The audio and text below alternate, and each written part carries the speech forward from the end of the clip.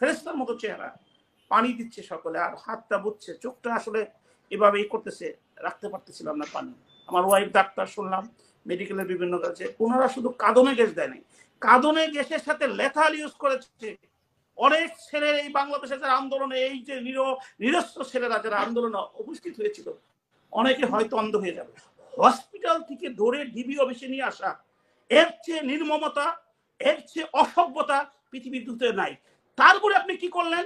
আপনি পরিমণিকে, আপনি ঘোষের রায়কে, আপনি বিভিন্ন সেলিব্রিটিতে, এই যে ডিবি প্রধান হারুন সাহেব, তাদেরকে আপনার নাকি ওয়াইফ পাক করে দিয়েছেন, সেটা নাকি খাওয়াইছেন। কি সম্মান! 30 লক্ষ শহীদের রক্তের বিনিময়ে অর্জিত স্বাধীনতা, যেখানে আমরা জাতির পিতা বলতে কখনো দ্বিধাবোধ করি না, যার রক্তে, যার পারিশ্রমিক 13 বছরের ত্যাগের মাধ্যমে এই সংবিধান পেয়েছি, সংবিধানের কোথায় আছে? আপনারা প্রতিনিয়ত জাতির পিতার আদর্শ, মুক্তিযোদ্ধাদের আদর্শ তাদের রক্তের সাথে বেবেনি করছেন, সেখানে ভায়োলেট করে তাদেরকে আটকিয়ে রাখছেন। এই জবাব কিন্তু একদিন না একদিন আপনাকে দিতে হবে। স্বরাষ্ট্রমন্ত্রী, হোম মিনিস্টার, তাদের একটা সামান্য লজ্জা থাকা দরকার যে এই শত শত লোক কিল করার পরে, হত্যা করার পরে আপনি তাদেরকে নিরাপত্তা দিচ্ছেন। মানে হচ্ছে যে কসাই ছাগলকে নিরাপত্তা দিচ্ছে, কারণ সকালে তাকে জব করা হবে। আমি আমার চেম্বারে ছিলাম, যেখান থেকে আমি করেছিলাম ১৫ তারিখে, ইমরান সাহেব দেখেছেন। তো ওইখানে আমার সামহাউ আজকে আমার ডাটা নেই, ওয়াইফাই নেই। তো আমি I was fighting for connecting the wifi. I fail that data যেটুকু আছে সেটা আসলে impossible to enter the talk show. হাওয়ার আমি খুব রানিং আউট করে চলে আসছি, এবং এসে আপনাদেরকে লাস্ট মুহূর্তে যে আমি হাসিনার পর কথা রাখতে পারছি, এটার জন্য মহান সৃষ্টিকর্তার কাছে শুকরিয়া আদায় করি। যে কথাগুলো আপনি বলেছেন, প্লাস হচ্ছে যে আমার কিছু কথা বলা খুব জরুরি দরকার, যে কারণে আজকে টক শোতে আমার পার্সোনাল ইন্টারেস্টটা খুব বেশি ছিল। রিজন হলো যে আজকে আপনাদের সাথে কথা বলছি, আপনারা যারা দেশের বাইরে আছেন, বিশেষ করে আপা আছেন দেশের ভিতরে, আমাদের সত্যি বলতে, না আপাও দেশের বাইরে, আপা আমেরিকা থেকে। ও, আপা যদি আমেরিকা থাকেন তাহলে আপা বুঝবেন না, আমরা যারা দেশে থেকে কথা বলছি, ইমরান ভাই দেশে থেকে কথা আমাদের সারা, হ্যাঁ ইমরান ভাই তো একটু সুবিধা আছে, তারা মিলিটারি পরিবারের সদস্য, তাদেরকে একটু কথা বলতে একটু তারা সময় নেবে। তার অনেক বড় বড় ফ্রেন্ড আছে, হয়তো তার বড় বড় পোস্টে আছে, কিন্তু আমি হয়তো একটু সুবিধা পাচ্ছি লয়ার হওয়ার কারণে। তারপরে গা ছিমছিম করে কখন যেন আমাকে অ্যারেস্ট করে। আমার একটা ছেলে আছে অটিস্টিক, আমার ওয়াইফ ডাক্তার, আমি দরজা বন্ধ করে, ফ্যান বন্ধ করে, ছেলেটা দেখলে তো অটিস্টিক ছেলেটা বুঝতেছেন যে তারা একদম বন্য প্রাণীর মতো করে, আসলে ওইভাবে কাছে আসে, করে, কথা বলতে পারে না। তো আমাদের যতটুকু সময় পায়, তো এই সমস্ত চিন্তার মধ্যেও সবচেয়ে বড় যে দায়বদ্ধতা, নিজে আসলে ঘুমাতে পারছি না। মুগ্ধ ভিডিওটা বারবার দেখলাম, একটা ছেলে পানি পানি সবাইকে দিয়ে যাচ্ছে,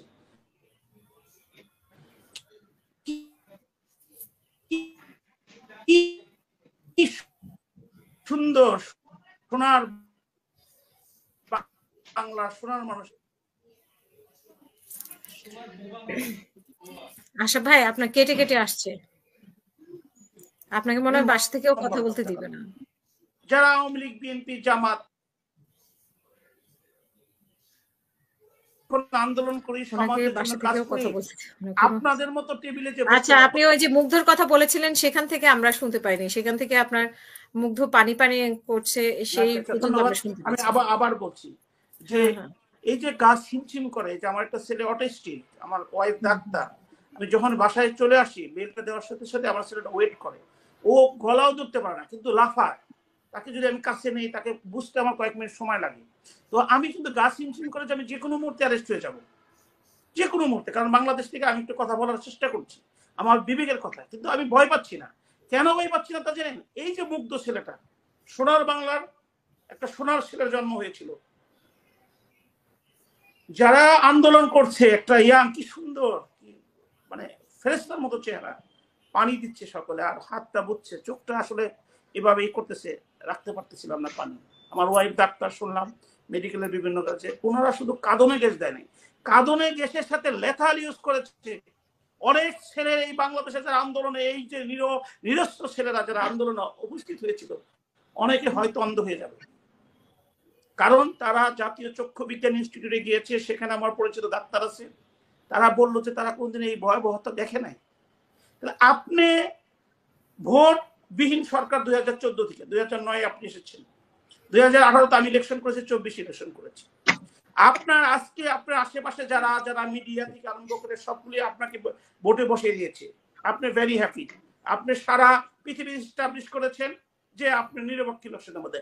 আমি উইটনেস, 18-তে রাত্রি ইলেকশন হয়েছে, আমার কাছে প্রমাণ আছে।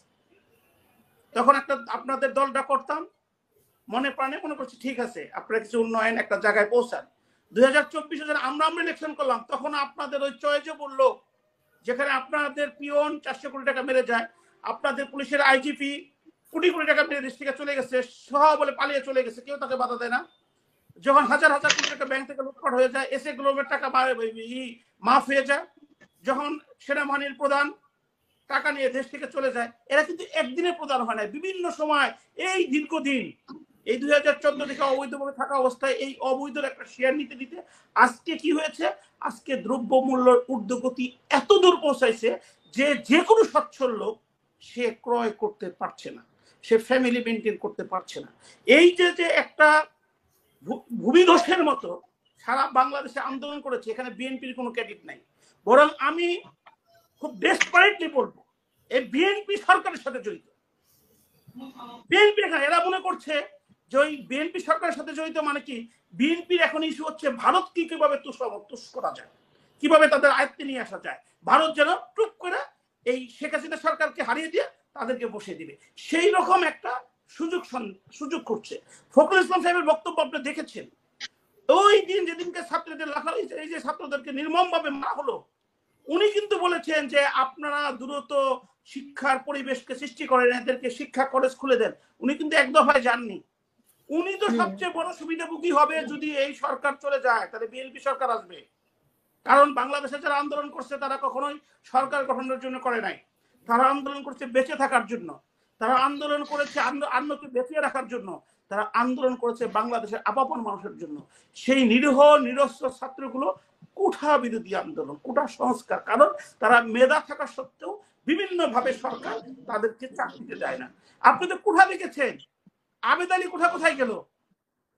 56-এর পরে যে 44 কোঠাটা ছিল সেটা তো আবেদ আলী কোঠায় চলে গেছে, আবেদ আলী কোঠায় কিন্তু চলে গেছে, সত্যিকারে কিন্তু চাকরি করে পায় নাই তারা। আরেকটা হচ্ছে হায়ার ক্লাস লোক বাংলাদেশে যারা বিদেশ থেকে পানি এনে খায়, যাদের সন্তানরা প্রাইভেট ইউনিভার্সিটিতে বিদেশে পড়ে, তাদের কিন্তু এই কোঠা নিয়ে কোনো মাথা কামা নাই, কারণ তারা বাংলাদেশের চাকরিতে আসবেন না। কোনো আপার ক্লাসের একটা লোককে আপনি দেখবেন না যে বাংলাদেশের বিসিএস পরীক্ষা তারা দিয়েছে, তাদের চিন্তা তাদের বাবেদের ব্যবসা একটা কিছু করবে, এটসেট্রা। আমাদের এবং কি ব্রিটেনে কিন্তু ইন্টারভিউ নেওয়ার সময়, পরীক্ষা নেওয়ার সময়, সিভিল সার্ভিসে প্রথম ইভেন কি জাজ হওয়ার সময় তারা দেখে সে কি পাবলিক স্কুলে লেখাপড়া করেছে কিনা। It's a requirement. যদি কেউ পাবলিক স্কুলে পড়েছে কিন্তু অগ্রাধিকার পায়, রিজন হচ্ছে যে ওই সামাজিক অবস্থার মধ্যে সব বস্তু। যাই হোক, মূল কথা যেটা কথার মধ্যে আসি, একটা অসভ্য দেশ পৃথিবীতে খুঁজে পাওয়া যাবে না, ইভেন কি আপনার নর্থ কোরিয়া যেটা বলে পাবেন না। আপনি এই কোমলমতি ছেলেদেরকে আপনি পুলিশ বাহিনী এভাবে নির্মম ভাবে হত্যা করছে, আপনি নির্মমতার চেয়েও অসভ্যতার দিকে আসে। নির্মমতা মানুষ মেরে ফেলে, এদের কাছে নির্মমতা হাসবে। মানে এই পুলিশদের আসলে কি শাস্তি হওয়া উচিত বলে আপনি মনে করেন? কি শাস্তি হওয়া উচিত? না, আমি শাস্তির কথা বলতে, শাস্তি তো পরে, আগে বেঁচে থাকি। আপনাদেরকে মাধ্যমে একটা কথা আমি প্রেজেন্ট করতে চাই, যেটা আমার বিবেকের প্রয়োজনে আজকে আমি রাশ করে আপনার টক শোতে এসেছি, যে নির্মমতার কথা, এদের কাছে কোনো নির্মমতা নাই, এরা এমন পর্যায়ে গেছে, কিন্তু এই নির্মমতার সাথে তাদের একটা অসভ্যতার কথা বলি, যেটা লজ্জায় লজ্জিত হয়ে যাচ্ছি আমি একজন আইনজীবী হিসাবে এই দেশে। সেটা হচ্ছে যে এই কোমলমতি ছেলেদের হসপিটাল থেকে ডিবি অফিসে নিয়ে আসছেন নিরাপত্তা দেওয়ার। পররাষ্ট্রমন্ত্রী ওপেনলি, একটা দেশের স্বাধীন দেশের একটা হোম মিনিস্টার ওপেনলি বলে যাচ্ছে যে তাদেরকে নিরাপত্তার জন্য নিয়ে আসছি। আপনি যদি তাদের কাছে কোনো সিক্রেট, যেমন বিদেশে যখন খেলোয়াড়রা আসে অথবা খেলতে যায়, তাদের 24 ঘন্টা আগে একটা স্পেশাল সিকিউরিটি দেওয়া হয় যে তাদের সাথে কে বা কারা সাক্ষাৎ করলো, অথবা no one can communicate. Reason হচ্ছে যাদের কোনো গ্যাম্বলিং না হয়। ইভা এমন রং। আপনি যদি মনে করেন যে এই ছেলেগুলোকে কেউ ইনফ্লুয়েন্স করবে, এরা কোমলমতি ছেলে, তাহলে আপনি তাদেরকে স্পেশাল সিকিউরিটি দেন। আপনি যে করে গেলে তাদের ফোন ট্র্যাক করেন, তাদেরকে ঢুকতে না দিলেন। কিন্তু আপনি ডিবি অফিসে নিয়ে এসে যে মেন্টাল, আমি জানি না ফিজিক্যাল টর্চার আপনারা কতটুকু তাদেরকে করতেছেন, কিন্তু যে মেন্টাল টর্চার পৃথিবীতে একটা রাষ্ট্রে ইভেন কি আপনি নর্থ কোরিয়াও দেখাতে পারবেন না। আমি চ্যালেঞ্জ করলাম যে এই ইউনিভার্সিটির যে ছেলেরা কোঠা সংস্কার আন্দোলন করেছে, নিরস্ত্র আন্দোলন করেছে, যাদের অদ্যবধি পর্যন্ত আপনারা একটা প্রমাণ পান নাই যে তারা টাকা পয়সা দিয়ে বিভিন্ন লোককে এনগেজ করে এই বিটিবি বলেন, এই মেট্রো রেল বলেন, এই বিভিন্ন কিছু ধ্বংস করেছে, অথবা আজকে ওবায়দুল কাদের সাথে বললেন যে গণভবন তারা আক্রমণ করেছে, এইরকম উদাহরণ এই ছেলেগুলোর বিরুদ্ধে পাবেন না, পান নাই। কি বলতেছে যে তারা ভবিষ্যতে, কেন তারা ভবিষ্যৎ আন্দোলন করবে না? যে ছেলেগুলো, যে সন্তানগুলো কোটা সংস্কারের জন্য এই সমন্বয়ক ছাত্রদের উপর বিশ্বাস করে জীবন দিয়ে দিল, তাদের সামনে তাদের আত্মা, তাদের রক্ত কি তাদের সাথে কথা বলে না?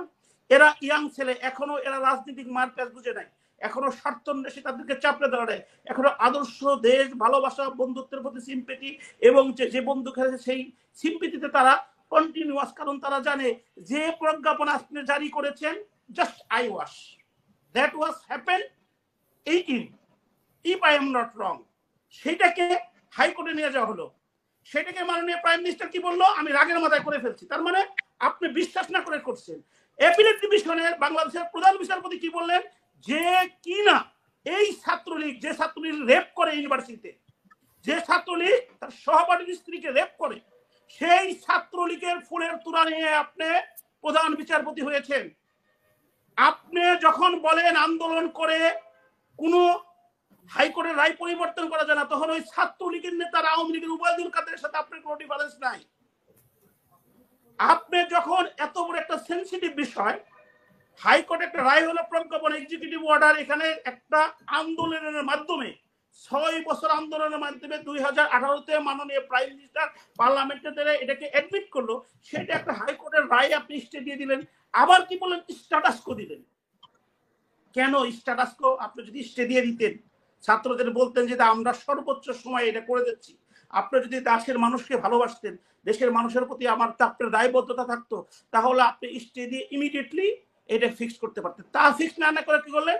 আমরা যেমন 9/6/2024 মেলা ফাইট হিসাবে সর্বোচ্চ করে 29 আগস্ট 2024 পর্যন্ত ওকালতি পেশা বাংলাদেশ থেকে বন্ধ করে রেখেছেন, ঠিক একইভাবে আপনি এটা কি করলেন?